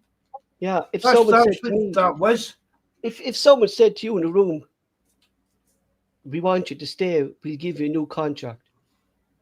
Do you take that as yeah, that's a contract offer? We'll sit down, we'll talk. Yeah, I would take that. You've done it, but you've said to me, Paul, I've got a meeting at work tomorrow about my. Do you know what I mean? I'm doing my review, my annual review, and you get and fight your case. Yeah. Do you know what I mean? I mean, that's a lot of nonsense. That's one right away. Dermot Desmond caught Rodgers out a liar. Even getting back to what Rodgers has said himself. You know what I mean? In interviews about his contract and stuff like that. But I don't think. It was around that time. Do you remember they interviewed Rodgers there? That when they all sat, like even he said, even in Desmond's statement there, it said we sat down in December. Remember, Rodgers came out. So we just had a chat about things and nothing about football yet. But that's for down the line. That was Rodgers' quotes at that time, wasn't it? You know, when they all kind of met in December, Rodgers said it was just a casual night out between them all. Like Nicholson was supposed to be in there, Desmond was there, Law was there, and Roger was saying that time in the conference. It was just a casual dinner. Took it to a kind of personal level. I went to his house. No, I mean, Dermot Desmond said I went to his house and spoke and asked him straight out where they. He couldn't tell him. I just helicopter parked outside them, outside Brendan Rodgers. But I mean, I didn't want Rodgers back. I was happy-ish when he came back. We've done well with trophy-wise. The football was garbage, and we've been doing over the last 6, 7, whatever months under him, and he's moved on, man. Just let's go try and, especially coming to like talking about the football team and that. Let's try and get a wee bit of positivity about it without heart moaning about all that kind of shit on every podcast. Know what I mean about? Oh, absolutely. What did you think about the refereeing yesterday? Same old, Pauls. I don't know if you were on. Just breaking up play, stupid fouls that he shouldn't be getting, but it breaks up Celtic's rhythm. See that free kick? Do you remember the quick free kick? The trusty thing. He went up in the air. That was ridiculous, that. You know? The trusty one, right, that was a shocking decision. And how it went to VAR and he still didn't get seen. What was their defender, Mark, that put that tackle on Kenny? That's what Johnny Kenny one was a bit of a shocker. You know, and the penalty decision was just a penalty decision was bonkers. And again, it was just always wee daft fouls, breaking up play. But even at that, remember the quick free kick we took there, and he blew it up and he went up to the earpiece. And I'm looking yeah. Terms what was that for? Terms mentioned that. But referees always stop Celtic taking quick free kicks. Always. I mean, you saw Martin O'Neill going mental on the sidelines because of it, which was good. That's what Celtic manager should be like. I thought he was going to get booked at one stage. Yeah, Jesus Christ, that poor linesman was getting an airful by one. But that is good. Rodgers didn't do anything like that. Ange was a wee bit like that, but Rodgers didn't do anything like that. See, Kieran, breeds into the player. That breeds into the players. Yes, I know. You look at Diego. When you're watching Atletico Madrid, you see Simone. You see him only for about 5-10 minutes during the match there with the cameras. Yeah. When we were over there, Mark, right? When we were over there, he didn't stop for the 90 minutes in the fourth official's ear. For 90 minutes, he was in the fourth official's ear. He was up and down the side. But that breeds in then to that Atletico team. They play for him because they see his passion. And that's what the players are getting off, Martin. They're feeling the, and it was in the comments there a while ago. I don't know who put it up. The negative energy that Brendan Rodgers was giving out to the media, smashing the players, that breeds into the dressing room. You know, breeds into the 100%, Paul. You can't, as I said earlier on, you can't keep coming out and knocking the players and blaming the players and saying, "Oh, it's not no, Mark." Times have changed, Mark. You know, times have gone back there. Like you see, Ferguson would do it, or the managers back then, but they got a reaction because of their character and who they were. But the players know, Mark, they need to be treated in a different way. You know, players know. It's like knowing players that need a kind of cuddle and a wee pat in the bar, and other players that you need to have a bullet up their ass kind of thing. Do you know what I mean? That's part of the modern game, knowing how to treat a group of players and like treat them as individuals. Because even if one or two are a bit scunnered and peed off with you, it depends where their standing is in the team, if that bleeds into other players. I mean, see if Cal McGregor's been, this is fucking Dane man, not in playing like this every week. And reading what he's getting said about him on the internet and spoke about, his legs are gone, he's no player, it's time McGregor hung up his boots. Do you know what I mean? All the kind of conversations, McGregor knows all that talk's going on. And if he's sitting there and saying to me, no, try this, and Rodgers is saying, no, we keep doing this, this is what we do, it's going to affect like Cal McGregor, but more than that, if Cal McGregor's not 100% happy, other senior players, well, what's up with you? Oh, this is doing my nut in the way we're playing here and that. I know, but what can we do?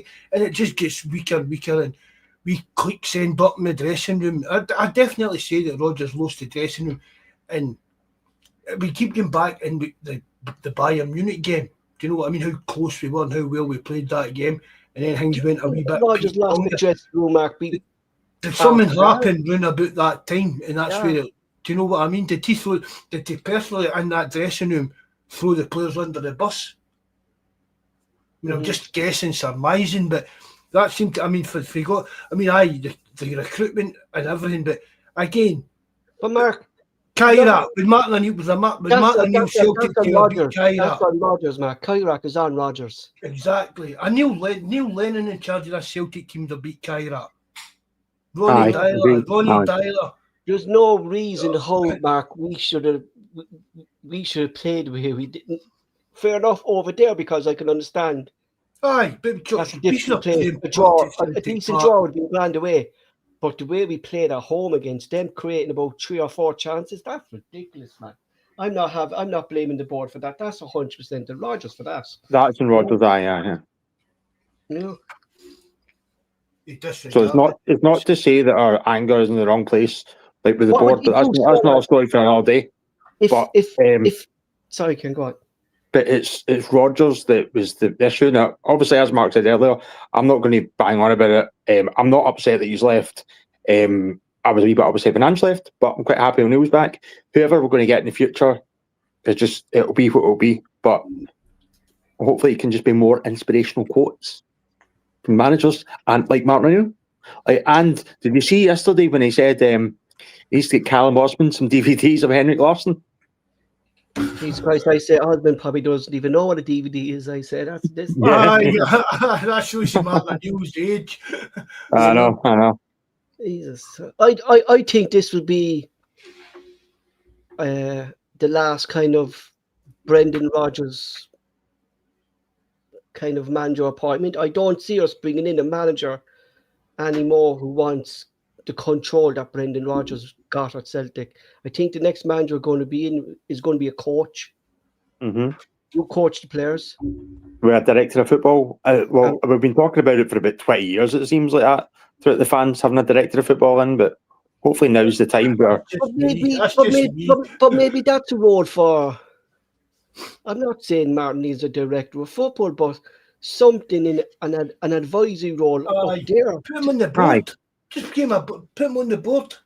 I don't think that is. I said again, Martin, he's 73-year-old, right? I don't think he's got the skill set to be a director of football. Do you know what I mean? Arranging where your scouts are going, arranging what's going on with you. Do you know what I mean? It's a big, massive job, a director of football. Even down to imagine Martin O'Neill negotiating contracts with players. No, just that you can't. Just he's not get that. Although I'm not saying he's not. Is he a qualified lawyer? Or nearly qualified? Oh, he's nearly qualified. He left uni before he qualified to get the job at Wickham or something like that. I still don't think at his age he's up with the modern game. They could do a director of football job, but I'd have him on the board. It's just a Celtic man, just be a footballing brain, just to. You have a voice on that board. Right, young man, this is what you're worth. That kind of thing. No, but just when like your CEOs and all that are arguing about, we should be signing this one and we should be signing that. Have Martin O'Neill there doing that? Well, no. If you're reading in the television, and remember when you were in school, they had the television on the trolley. They'd be reading the trolley. They'd be reading the television onto the boardroom and they'd be plugging in the DVD player to show Martin O'Neill the player. No, just having a. We've not got an actual football person on the board. I mean, most other clubs have got somebody like that. You can even go back to Man United having Bobby Charlton and that on the board. What was Bobby Charlton doing on the Man United board? He was not sitting there arguing over whether a player should get 150 grand a week or 200 grand a week. He's there saying, here, we should sign this boy. He's dynamite. Do you get what I mean? Somebody like that. Aye. Freshen up the board and have like somebody that knows a bit about football. Are the rumours true, Mark, that Nicholson is supposed to be going to UEFA? Or... Well, that's the rumours. Nicholson's going to UEFA and Uncle Peter's retiring. Who's the woman that they're like looking at? The one from Leicester. You posted 2 pictures of her, Mark, on the Discord, right? I do think that's the same person. You're absolutely. It's different. It's a picture taken from different angles. In one, she's on one. She's at a photo press conference, and on the other, she's in the cold enjoying game of football. Right. So, is that the one at the match the other day? Is it? Aye. Right. Right. That's the girl who's already on the board at the moment. What's her name? Sharon Brown. I've seen a few people saying that as well. Yeah, a few people are saying that. I see that picture. I zoomed in on that and took a snapshot of it, and I ran it through facial right, and this is pure nerdy, right? And Paul, you can back me up that I can do this kind of stuff. I ran that through facial recognition software with about 5 or 6 different photos of Susan Whelan, and the highest it came back was about 36%. Fair play. Sorry, man. That's right enough, I know, but you, Mark. Hats off to you. But her and Dermot Desmond's wife are best of pals, isn't they, Paul? Mm-hmm. Yeah, best of pals. All right. Didn't know that. Yeah. Didn't know that. No, I don't think that is that her that was at the game. But I do honestly think that, and even she, as soon as it came up that she'd left Leicester, I messaged Jerry and put a kind of wee thinking face about it. And that's what the kind of rumours are going, that she'll be the new CEO and Willie Hawkey's going to be the new chairman. I heard that. So was he not on the board before, Willie Hawkey? At some point, like I'm talking like back in Ferguson's first coming. Aye, doing about that time. Aye, and I'm just having a look. I'd not really looked into Susan Whelan, but it would make sense. She's Irish, you know. Yeah, and she's a good CEO. She's been 15 years at Leicester City. Yeah, so she a good appointment. I would be happy enough for that. She was CEO when Leicester at their high, like, you know what I mean? Yeah, when they won the league. Some great players back then, Mark, the likes of Ndidi and stuff like that. When they had good players, why they did, you know. Even get a tune out of Danny Drinkwater, you know. He became amazing. He became amazing at them. No, he's like a builder or something now. He works in building sites. Aye, he's like he's come out and gone like, I've got all this money, but I need to do something in my days, so I'm just working on a building site. Waste of a player, man. Weren't he going there at that time to Chelsea, like, you know? Well, see, to be fair, if you can be like that and make all that money before the age of 30, or by the age of 30 or 31, whatever it was, then retired and think, fuck it, I want to do something else. Fair play to you. He was on a huge contract show with Chelsea. He played nothing. He played only a handful of games. That's the problem with the Premier League. That's the problem. Yeah. They just throw money at players, don't they? And you're making this. Sure, look, what was his name there? Jordi Cruyff there for Manchester United. Sure, he was one of the highest players inside the squad that time. Yeah, it's like, do you know what it is? It's like, see now that Saudi Arabia are throwing money at players, right? That must have been to other people, other countries, what the Premier League was like before the Saudis and all that get involved. They just throw money at anything, and that's where all the big money was invested. It's only going to be a matter of time now when we're going to see a Premier League match over in Saudi Arabia and the US. Oh, I don't. It's like there's some Spanish teams actually. Is it Villarreal were annoyed that the game's not happening in Spain, but a couple of the other teams were like, no, Barcelona Spain. Protest there 2 weeks ago over it. Yeah. They just don't want it. A cup game that was supposed to be played over there. The US, the fans protest again, and I think Barcelona are after pulling out of it. Aye, it's like disrespectful to your fans. But it's just clubs living outside their means. Exactly, Mark. Trying to keep up with right with the crazy money, but I mean, and we as Celtic fans moan about how we meant to compete with your Liverpools and your Man United, Real Madrid and that, but to the same extent, this is how the other teams in Scotland feel with us. And at least I've said this as well for years, as it should be. We should be the PSG of Scotland. Nobody should be laying a glove on us, do you know what I mean? But that's the way it's just that pecking order. And they're all now looking for more ways to make more money but the money they just want to make more money to get the players. That's all this is, just like, do you know what I mean? Or if we go and play a game out of Saudi Arabia worth X amount of million, blah blah blah. Mark, when we went to see the two stadiums over there, when we went the Friday, we went to see the Bernabeu, right? And you could see instantly, right, that Real Madrid is a tourist club, all right? The amount of tourists that were in there. But when we went to the match then, Atletico and Villarreal, when we went to that match, you could see that Atletico Madrid, they were the working man's team of Madrid. You see it was the locals, Mark, that were coming, not the tourists. It was the locals that were going to that match. You know, it wasn't the difference in the clubs, and I think that's what's happening now to English football. English football is actually becoming a tourist league. Oh, 100%. You know, it's ridiculous. Even the Liverpool fans are it's called the fan debate there with Jamie Carragher, and because I listen to them and I'm driving, you know, and Paul Scholes, be honest, and they be all different fans from the Premier League, and he says that the American owners are pushing so hard to get a Liverpool game over in America. And he says, if that happens, he says, the Liverpool that he knows is gone. You know, it's gone. It's not going to be the same Liverpool as he sees it now. You know. Aye. Like, guys, I'm going to shoot off in a wee minute, right? Because I need to see the wife. But I wanted to ask, what's your predictions for like Thursday? How do you think we're going to go on against Midtjylland? Well, I think Neil said it there after the game on thing that he's watched Midtjylland a lot this season because of being on BT. Yeah. So I think Martin O'Neill knows what way they play. He knows they're going to be a physical team because he said they're big lads.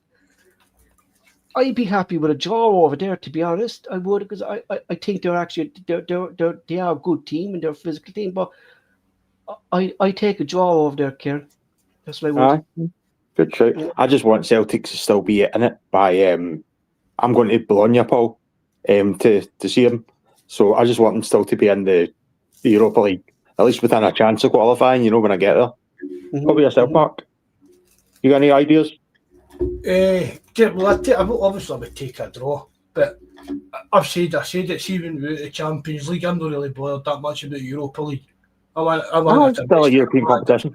Oh, aye, I know, but I'd rather win a domestic treble than get to the quarterfinals of Europa League. I really would do that. A long run.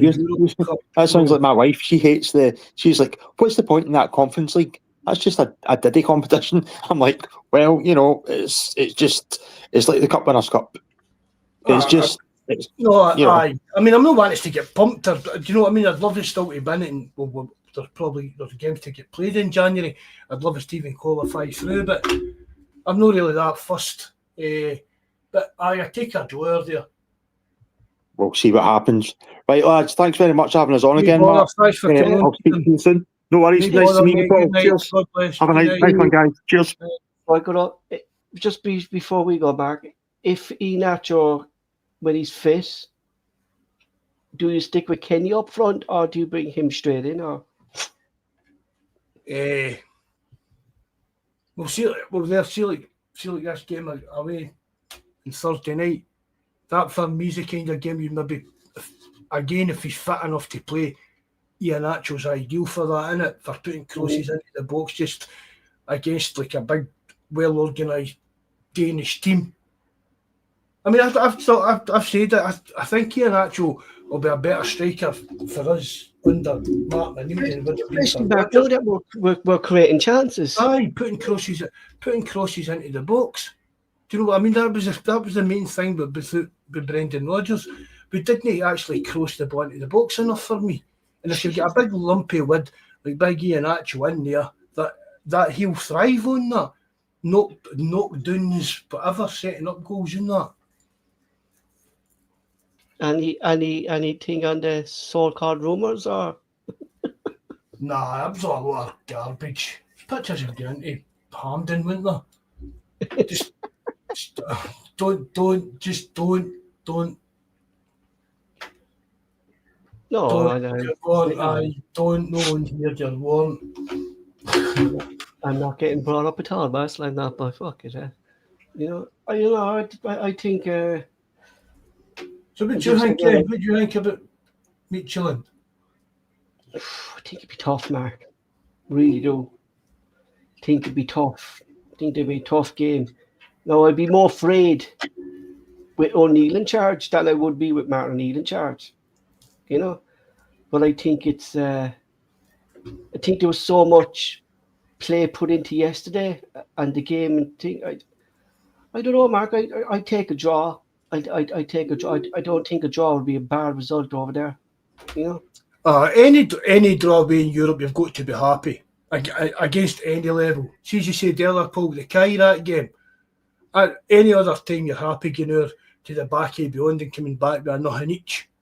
Yeah. But because you've done the job at home. Do you know what I mean?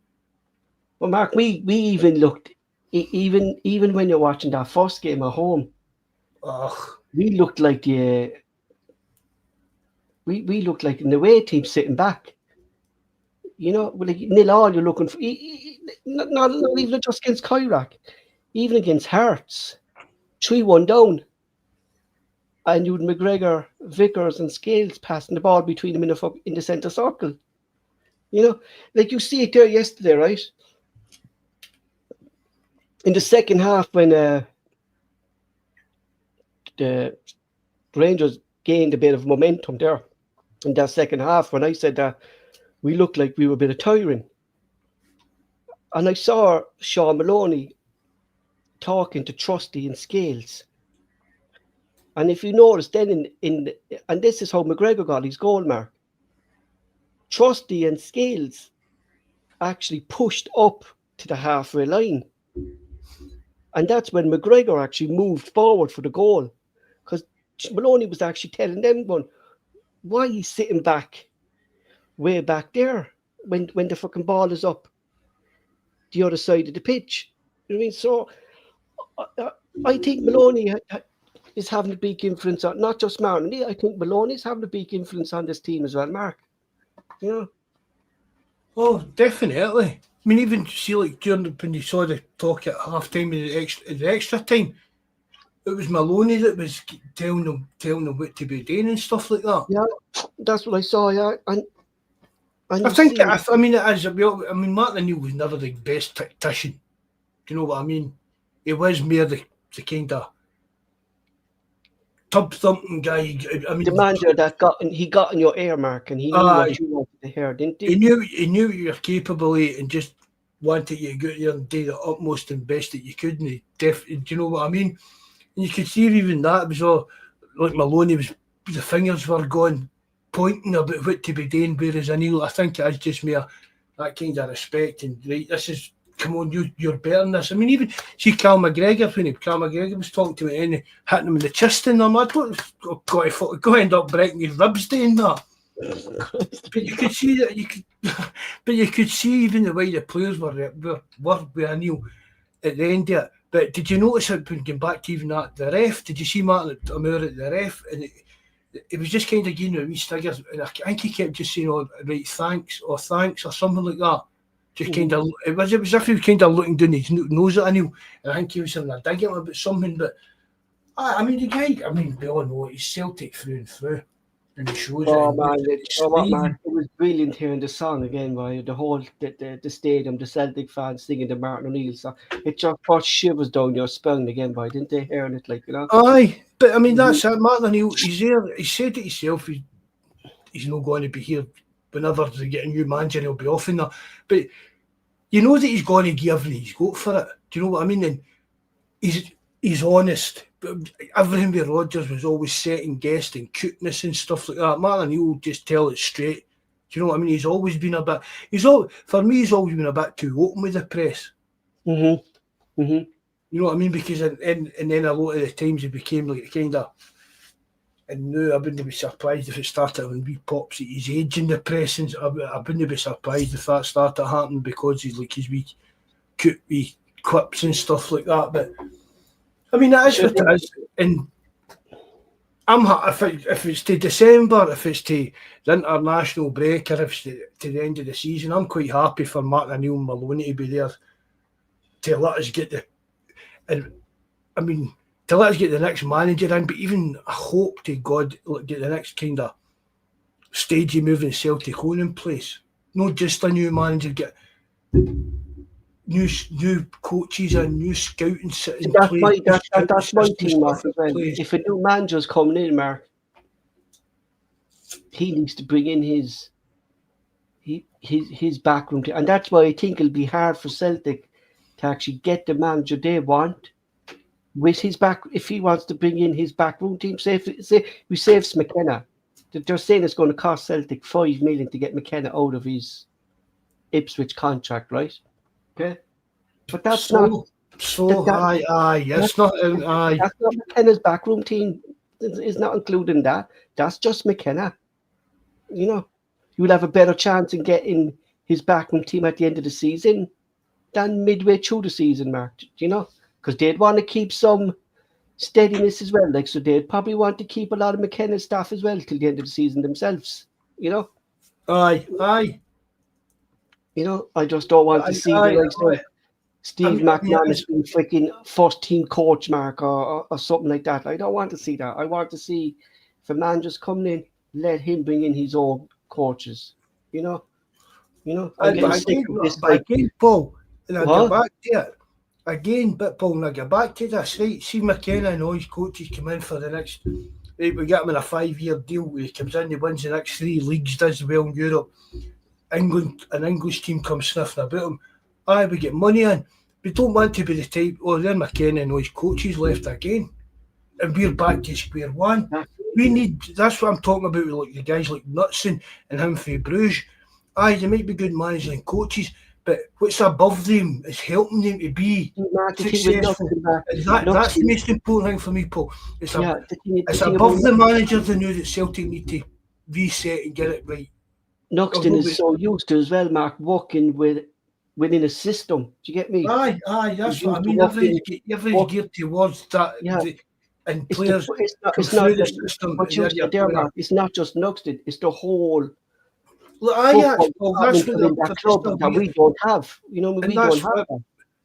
And see, because these teams like Ajax, Bruges, Bodo and that, because they look so successful, they are so successful in producing and bringing through players, we seem to look at and think, all right, well, if we get their manager in, but it's not the manager, it's the people above the manager we need to try and get in for these teams. Just going back to TB's thing there, right? Osman can't play on Thursday, right? But there's actually a rule, Mark, in UEFA that if a squad player is out for so many months, Celtic can actually bring in a player now into the Europa League squad because Vickers is out for so long. So, do we bring in an extra defender, or would you bring Osmond into that squad? Celtic can actually bring Osmond into the squad now because Carter Vickers is out for till next year. So he's actually out. He's missing the rest. He's missing the rest of the tournament. Yeah. So they can actually bring. You can actually bring in a player, I think, to think so. With a lack of striking options, Mark, do you bring him in, or do you bring in an extra defender? I bring Osmond in. I think we have Dane Murray, Trusty, and Scales. Should be enough. That is a bit of a tough one. But what other defender was there? Idamora, the young Japanese fella. No. There's no other defender there, Mark, you can bring in, really, is there? No, there wouldn't be. There's not. Be Shin Yamada, Osmond, or Idamora. They'd be your three that were kind of left out of Martin O'Neill's squad. Like, that must have been tough on him as well, Mark. Out of Rodgers' squad. Yeah, not just Osmond, fucking Idamora, Yamada, right? You're not good enough to play in the Europa League. You're not in my Europa League squad. What's that? It was weird. A lot of weird decisions, wasn't there? Like that kind of like personnel-wise changes during games and stuff like that. Like I go by my things there. Like he was away next season. If Roger was still manager, Osmond, he would have left. He would have left the club, Mark. He wouldn't have stayed there in and around that. But he's too good to be in the B team, Mark. Osmond, too good. And you could see there was a chat. I don't know where I saw it. It was a couple of weeks back when Fulham, they were missing a lot of their first team players, strikers. There were kind of injuries. One was out for 2 weeks, another was out for one. There was no consistency between their strikers because of injuries. And there was one fella said if he hadn't sold Osmond would have been in and around the Fulham first team, Mark, and he would have actually got a game with the Fulham first team to play. And there we're seeing here from Rodgers saying he's not good enough to play for. Like, the thing that bugged me about Rodgers, it was a club signing. It's nothing was his sign if he didn't like the player. Aye, but even that, Paul, even the fans were like that. But see if a player done well, it was Rodgers done well there. But if they weren't playing well, it was the club that signed him. Mm-hmm. I mean, that again, that's Rodgers just playing politics with words. He came out and said himself, I've got final say on any signing, and then he goes on about club signings. Just an absolute. It just couldn't. Do you get what I mean? Good, man, because it does twist fucking fans' opinions. Then it's like, aye, I'm not defending the ball. Right, it's us, right, and I'll go back, right, and it was like, right, I don't think he lad had any intentions of signing for Celtic, right? Lennon Muller, right? And it's like, it should, see at the time, and look at what's happened for now, it shouldn't have been up to Brendan Rodgers if Celtic went out and tried to sign Lennon Muller.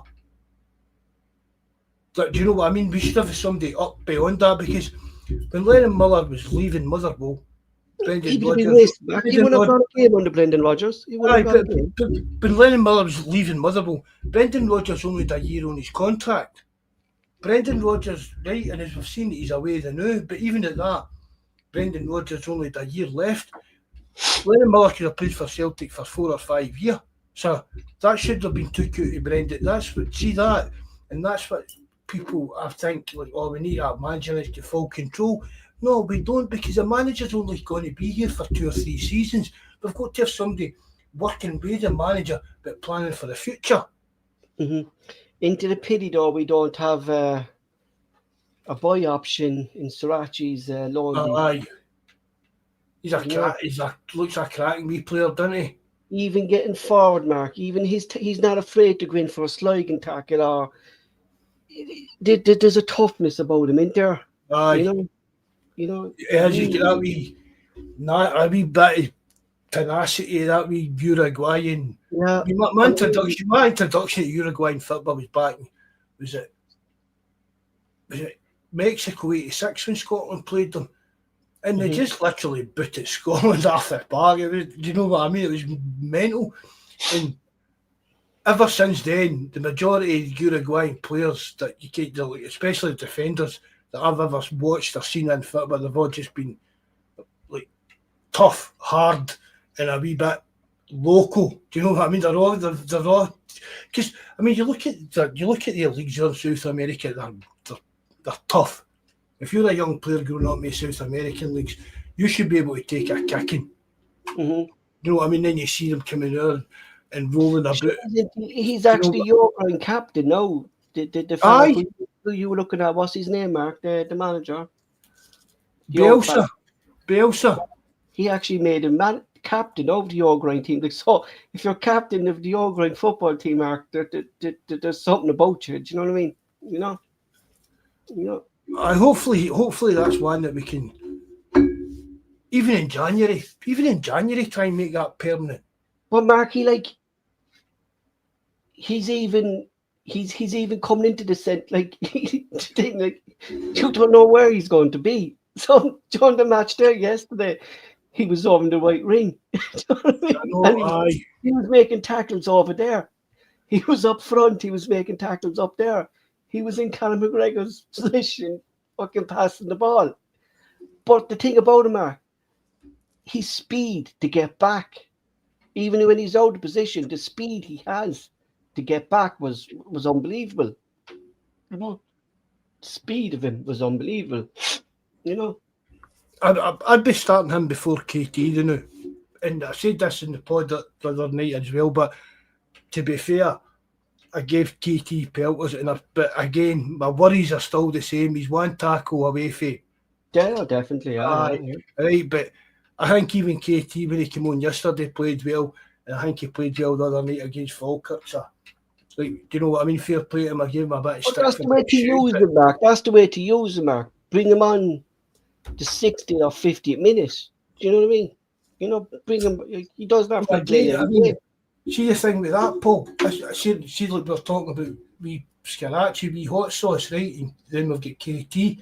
For me, again, that for me comes down to tactics. If KT's playing well, we know he's a good player if he's fit. And do you get what I mean? And if Scarachi's playing well, so you look at who you're playing against and then decide. Because for me, they know we've got good. Again, I say it just out of the last couple of games, we've got two good left backs in now. So it depends who we're playing against. Do you know what I mean? As a big bustling hard team, do you want KT getting kicked up and down the park and stuff like that? I mean, no, that's what you don't. If it's a team that you're going to be looking to dominate, then maybe KT can be the starter. Because I mean, it's fair play to him. He's done well the last few games, but we still need to manage his fitness, because he has only one bad tackle away from a bad injury, which nobody wants to see. But that's the thing. It's always going to be hanging over KT for me. Mm-hmm. I don't think what's he called, Mark? Football, what? Football's life. I don't think we'll ever go down that road, Mark, of a director of football as long as Dermot Desmond's there. I don't think that's the way Celtic are going to go. I can't see it now, Mark. You know. Well, I mean, it's like it's still just that. I mean, I've said this a few times, Paul. Like your director, different clubs have got different names for it. Sporting director, or this kind of nonsense. It's Tisdale, like de facto the director of football. Could be Max. It's just another name for it, really. Like, that's what I mean. It's just like blurring the waters. But see, there's got to be a clear. Every club, fans always argue about stuff in their head of football operations. Bobby say, again, is that just a play on words rather than actually come out and say director of football? But what's the difference? I mean, every club have got a guy doing this. People went on about, Rodgers went to Leicester. He couldn't work with a director of football. Leicester had a director of football before he went, and they still had him when he was here. Mm-hmm. The majority of clubs have got somebody doing that job. And for the life of me, I don't know why Celtic don't. We've got, and again, it gets back to stuff with the board and the kind of thing that like the collective want to do. There's got to be somebody at Celtic with a plan for Celtic for the next 5 years. It's just, Mark, a lot of in the club, Mark, and especially the board, is just old school mentality. You know, old school mentality that it's like football has moved on, Aye. but they haven't. Do you know that kind of a way? Like you see there when The people money came that out, we've got, see the money we've got piling up in the bank, John, sorry. Jack told me off for going to see, Paul, see the money that we've got building up in the bank? That should have been used to modernise the club. Mhm.